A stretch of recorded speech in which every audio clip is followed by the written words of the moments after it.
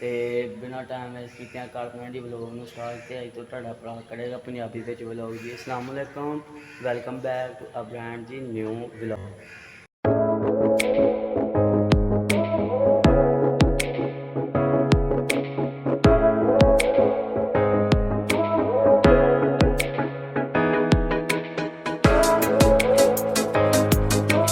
उम्मीद करना सारे भरा खैरियत ना होवोगे, तबीयत से ठीक होएगी।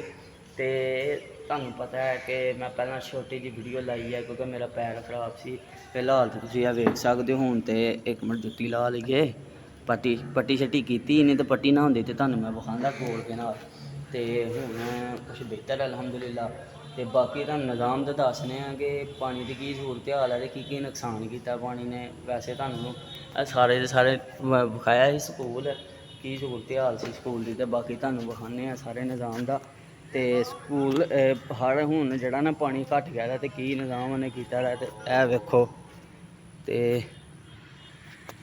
ए चेक करो किन्ना किन्ना जिहड़ा ना इत्थे टोया पाता दा पानी ने, ठीक है। तो यह हाइये पानी इत्थे खलोता दा। ते ओह बाहर चेक करो किहड़ी स्पीड नाल हाइये पानी जा रहा है, ठीक है। बाकी ए वेखो, ए वेखो किन्ना किन्ना टोया नीआं दे लागों नहीं पाया दा, ठीक है। बाकी अल्लाह का शुक्र है नुकसान होने तो बचेआ दा ते पानी तुर गया था। बाकी धुप शुप लगी दी है। तो देखो विकी बड़ा साहब उत्ते चढ़े दे ने ते बिना लोहार साहब लमके दे ने, वेखो। बाकी तुहानू सारे निज़ाम के हिसाब नाल आगाह करने आ। पहला मैं तुहानू जरा थोड़ा जा विखा खू रही है। बिल्ली साडी लम्मे पई दी है, चेक करो कि सकून नाल रेस्ट कर रही है। तो बाकी जनाब जी है वेखो किड्डा कम गंदा हो गया है। सलाह दे जब इसकी सफाई सफूई होएगी, ठीक है जी। ए चेक करो।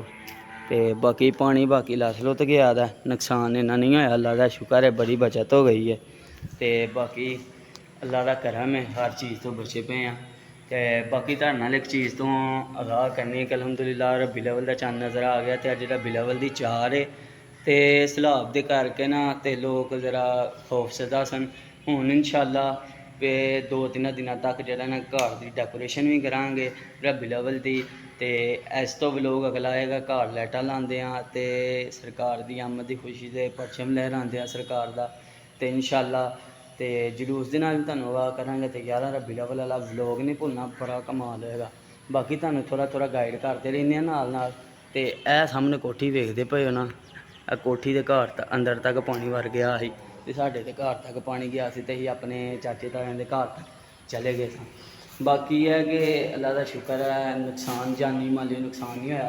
तो दूजी साइडां ते नुकसान होया। बाकी मैं तुहानू ना थोड़ा जा उत्ते जाके ना छत ते जाने जरा तुहाडे लई छत तक जाने तो फिर उत्ते जाके तुहानू दसने की निज़ाम हिसाब ने पानी ते होना इस टाइम। तो तुहानू दिखाने सारा निज़ाम मट्ठे मट्ठे लगे हैं।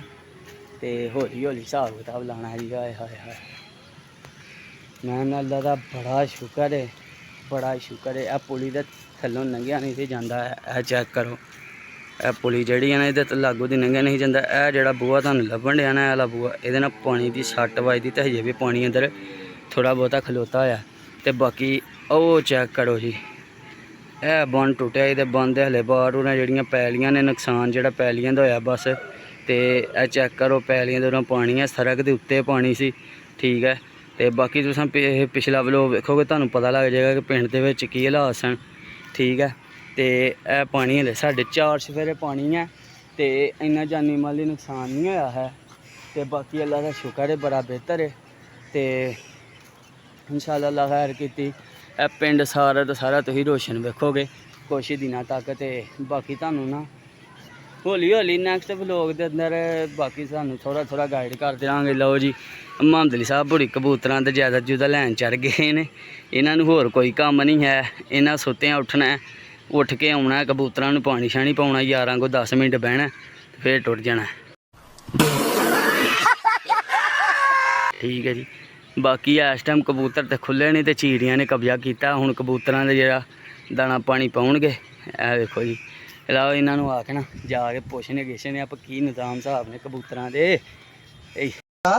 सबर करो, बोला धक्का बुक्की नहीं करने का। भाई साहब जी 2 दिन तो पानी दिया ते बारिशों का भी सिलसिला रहा, कबूतर नहीं किन्ने दिन खुले है। तो बाकी निज़ाम सिजाम तो तुहानू पता ठंडियां हवावां चलन दियां ने, बारिश का थोड़ा जिहा सिलसिला घटिया है। तो बाकी मंदली की हिसाब किताब है? चा तेनू पुछया तू बोल पै,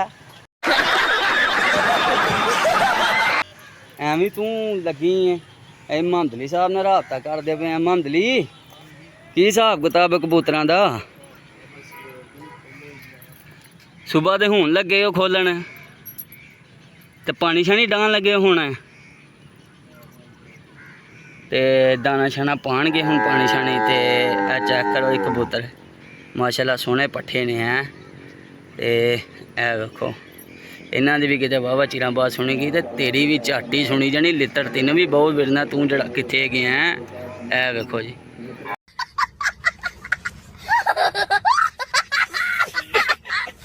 भूंड भाई उड़दा फिरदा ना जून दिंदा। है जी आए ने भाई साहब जी काशी साहब। ए लो जी काशी साहब थल्लों पानी लैके आए ने कबूतरां वास्ते। है लो जी चेक करो, ए वेखो जी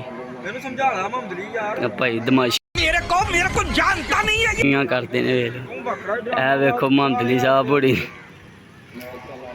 अरे भाई घर रोटी भी ना लभी तो बंदे तपे ने, सीधी गल।